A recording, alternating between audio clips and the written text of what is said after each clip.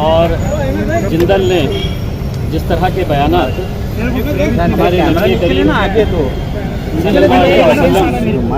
Prophet Mohammad peace be upon him इनके ताल्लुक से जो बयान दिया था, इसका नतीजा ये हुआ है पूरी दुनिया के जितने भी मुसलमान हैं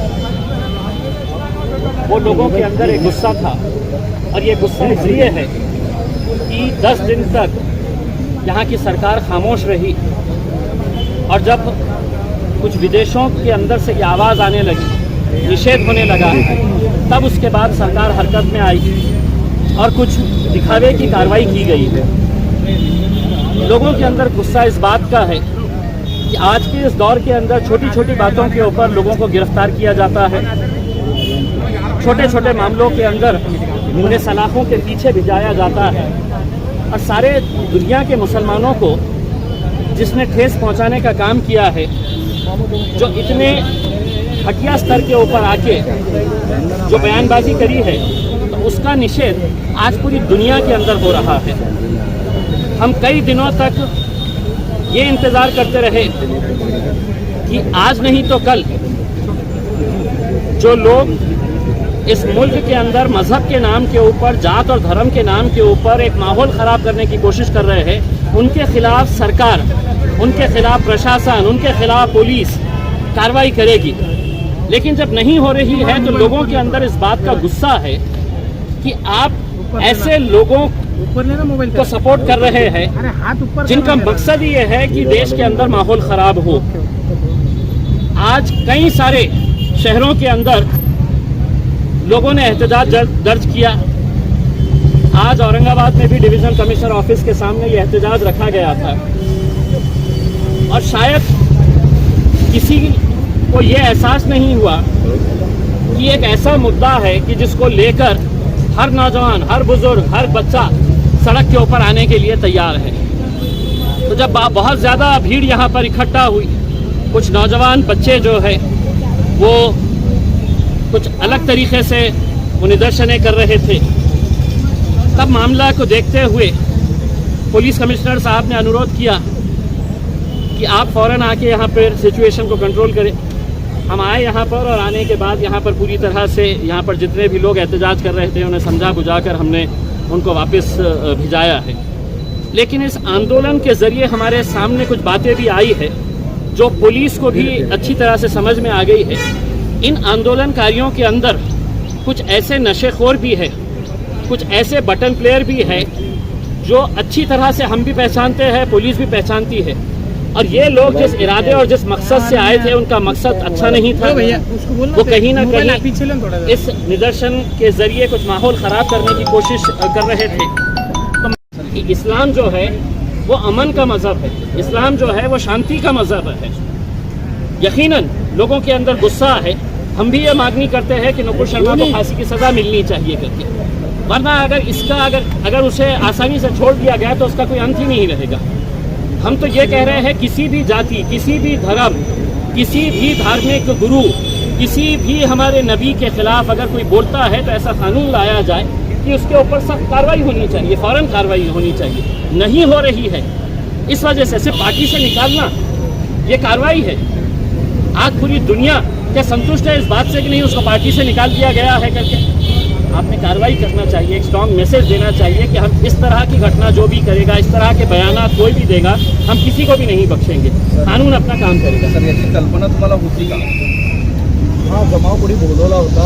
देखिए, ये सोशल मीडिया के ऊपर वायरल हुआ था कि आज जुम्मे के बाद कुछ बहुत सारे संगठन जो है उन्होंने भी ये किया था कि आज डिवीज़नल कमिश्नर ऑफिस के सामने वहाँ पर धरना प्रदर्शन किया जाने वाला है।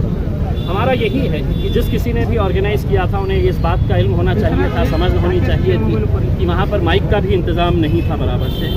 हाँ, वो क्यों नहीं था, क्या पुलिस ने परमिशन दी थी, नहीं दी थी, इसकी भी जांच होनी चाहिए कि इतनी बड़ी भीड़ को अगर हमें कंट्रोल करना है तो वहाँ पर कोई माइक ही नहीं कि जिसके ज़रिए हम लोगों से बात कर सकें, लोगों को ये मैसेज पहुँचा सके।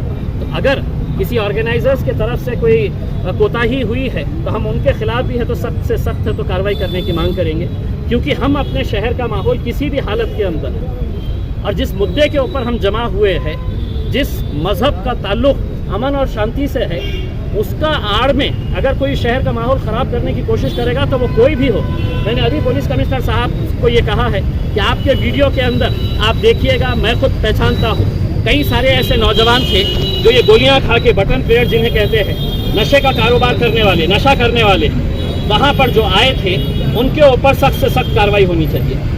और तमाम मुसलमानों की यह जिम्मेदारी है कि वो कौन लड़के थे जो ये शरारत कर रहे थे, उन्हें आइडेंटिफाई करवा के देने की जिम्मेदारी ये नौजवानों की और पूरे शहर की है। क्योंकि कुछ लोगों की वजह से, मुट्ठी भर लोगों की वजह से अगर शहर का ऐसा माहौल ख़राब होता है तो आप सोचिए पूरे शहर की बदनामी होती है, मज़हब की बदनामी होती है।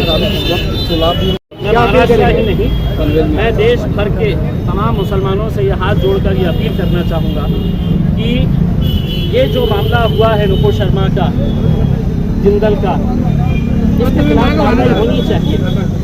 आप सड़क के ऊपर एहतजाज करिए, लेकिन आप हमें ताकत दीजिएगा ताकि हम पार्लियामेंट के अंदर जाए और सरकार से ये कहें कि ये कानून बनाए करके कि आप आए दिन हमारे नबियों के खिलाफ, कई जगह पे ऐसा होता है कि हिंदू धर्म के खिलाफ कोई गलत तरह की बातें कर देता है, सोशल मीडिया के ऊपर वायरल हो जाती है। तो ऐसा कानून लाया जाए कि जो भी इस तरह की कार्रवाई के अंदर होता है तो उसके खिलाफ कार्रवाई होनी चाहिए। सड़क के ऊपर आंदोलन करने का आपको इख्तियार है, लेकिन शांतिपूर्ण तरीके से।